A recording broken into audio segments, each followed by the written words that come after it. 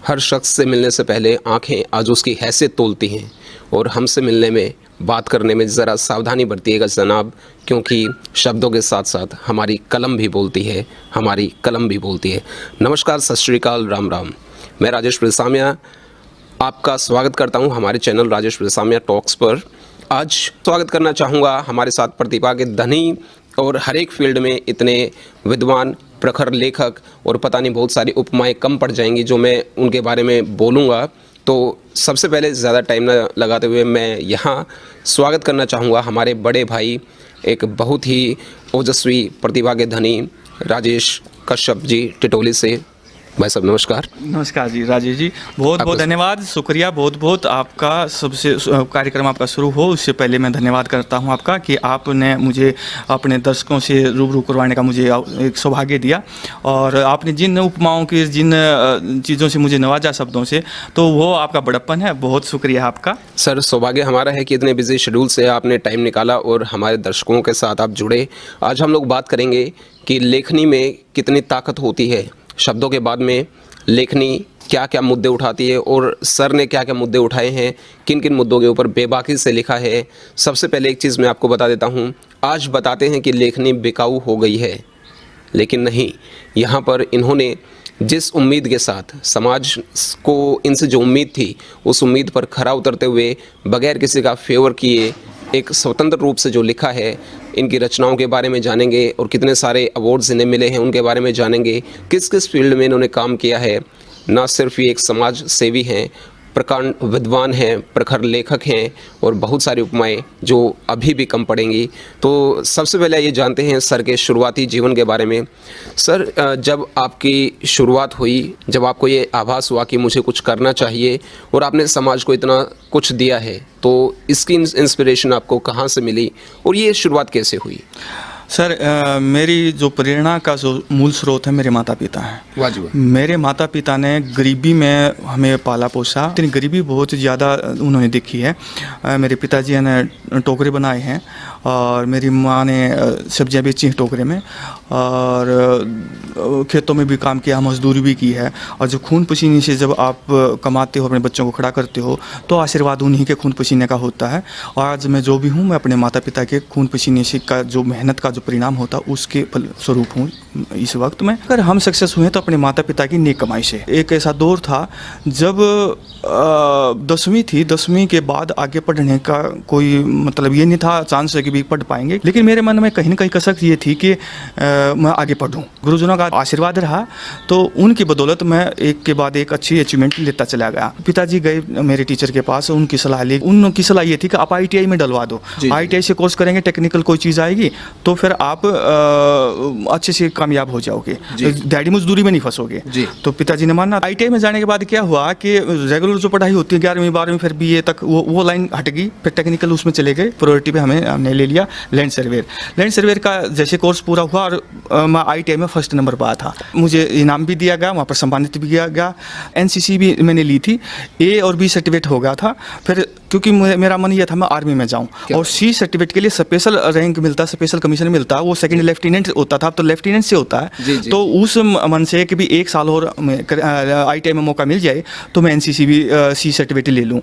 और NCC C certificate लेने के लिए मैंने 1 साल फिर एडमिशन लिया, वो लिया स्टेनोग्राफी हिंदी में। और उसके साथ ही मैंने अंडर ऑफिसर रैंक से NCC C सर्टिफिकेट लिया, 2 डिप्लोमे लिए, लैंड सर्वेयर और स्टेनोग्राफी हिंदी का। इस तरह से फिर साथ में भी, क्योंकि एक करियर के लिए ज़रूरी था इंग्लिश टाइपिंग और हिंदी टाइपिंग, वो मैंने प्राइवेट सीखी। तो ये तो टेक्निकल और एजुकेशन की बात आई। फिर इसके बाद जो दौर होता था, हर किसी को चिंता होती थी जब आप निकलते हो तो घर से और करियर बनाने के लिए, तो वैकेंसीज पढ़ते हैं। तो मैं पढ़ता था, उसमें ज़्यादातर मोस्टली क्या होता था, +2 मांगते थे या BA होता था। तो मैं हताश निराश होता था, मैट्रिक के लेवल बहुत कम है वैकेंसी, तो मुझे आगे पढ़ना है। फिर इसके बाद +1 हुई, +2 हुई, आगे में मुझे BA करना था। देखिए बहुत गरीबी में था, कच्चा मकान था, और हमारे घर में लाइट नहीं थी। जो लैंप होता था, तो लैंप में मिट्टी का तेल डालकर रात भर में पड़ता था, मच्छर काटते थे, बनियान पहनकर मैं बैठता था। 1999 में कारगिल की जंग हुई थी। देशभक्ति का जज्बा ऐसा था कि उस वक्त मैंने एक संपादक के नाम पर पत्र लिखा था, और संपादक के नाम पर पत्र वो छपा, तो उससे एक प्रेरणा जगी कि मेरा भी छप सकता है। सन 1999 में पहला लेख इनका छपा, और वहाँ से इनका जो ये जर्नी थी ये शुरू हुई? ये उस वक्त है जब मेरे पास कोई संसाधन नहीं था और रात को मैं लिखता था और दीवे के चांदने में लिखता था। इस तरह से मेरे शुरुआत हो गई थी। मेरे जो प्रिंसिपल साहब से थे तो उनको भी ये यकीन नहीं आया कि ये हमारे स्टूडेंट इसके लिए कितने छपते हैं। क्या बात? तो उन्होंने भी मुझे सम्मानित किया और बहुत ही उन्होंने मदद की मेरी। गौरवमयी अवार्ड अगर मैं बोलता हूँ अपनी ज़िंदगी का, वो 26 जनवरी को गणतंत्र दिवस पर 52वां गणतंत्र दिवस था, उस वक्त शिक्षा मंत्री महोदय ने मुझे सम्मानित किया था। वहाँ पर एक प्रतिभांजलि एक मैगजीन निकलती है, बीए का फर्स्ट ईयर था,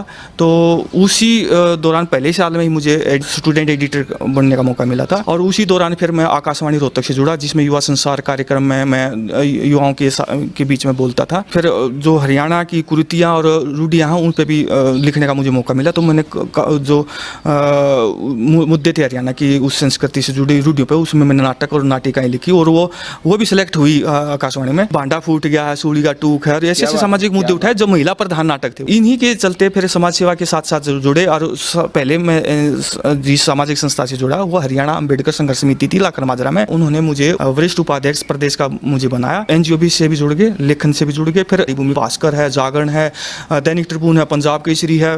फिर बड़े बड़े जितने भी मैगजीन्स मुझे राष्ट्रीय स्तर पर पता लगते चले गए। अमर उजाला भी उसमें आ गए हैं।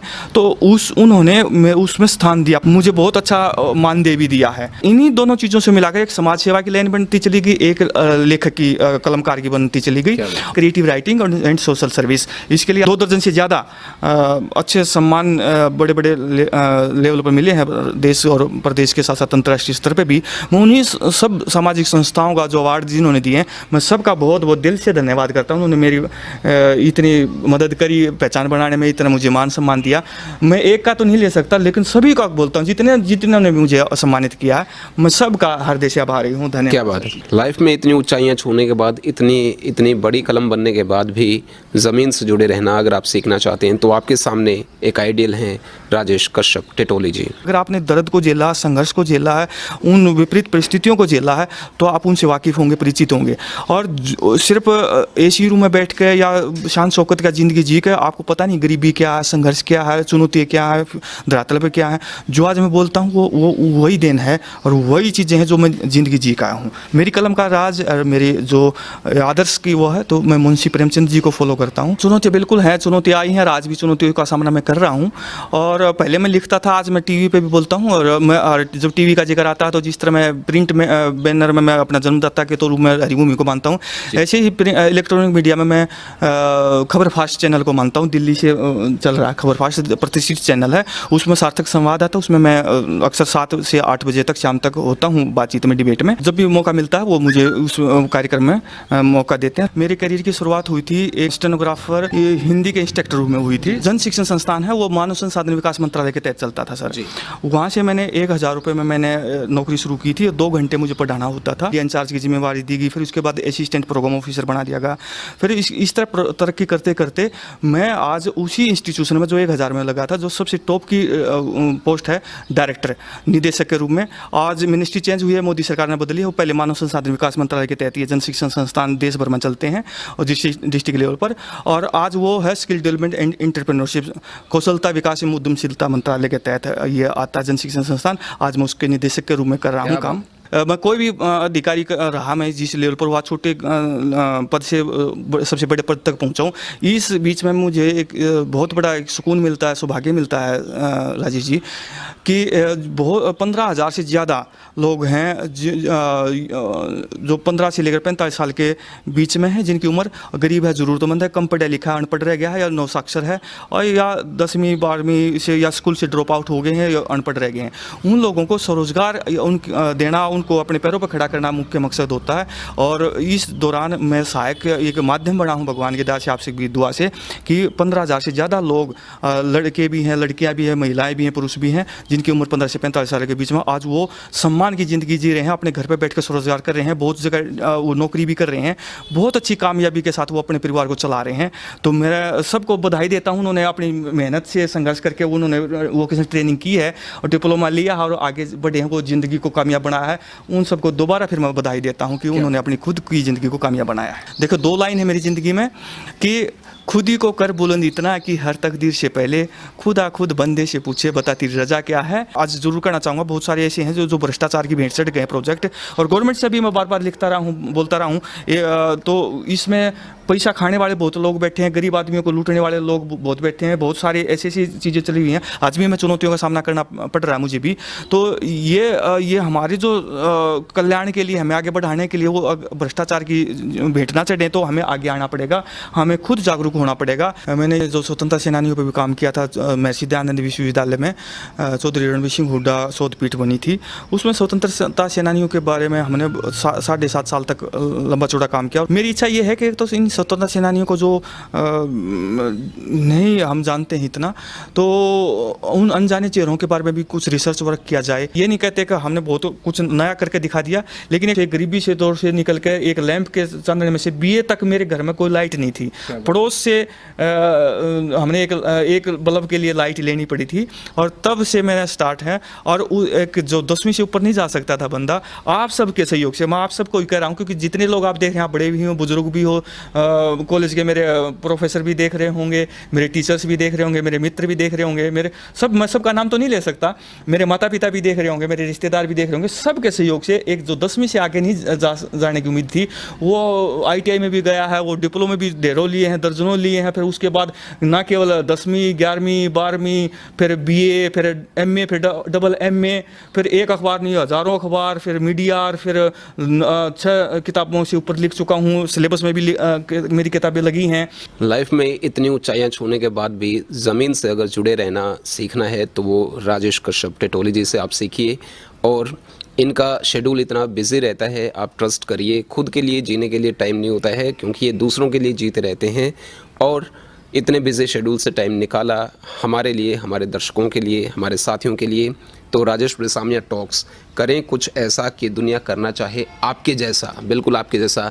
हम लोग अति हार्दिक धन्यवादी हैं सर के कि आपने इतनी अच्छी मोटिवेशनल चीज़ें हमारे व्यूअर्स को बताई, और यहाँ से आप लोग भी प्रेरणा लें। बातचीत का सिलसिला जारी रहेगा राजेश रेसामिया टॉक्स पर कि करें कुछ ऐसा कि दुनिया करना चाहे आपके जैसा और आपके जैसा। सो एक बार फिर से बड़ी मेहरबानी, thank you, keep on relishing your moments. धन्यवाद, राम राम।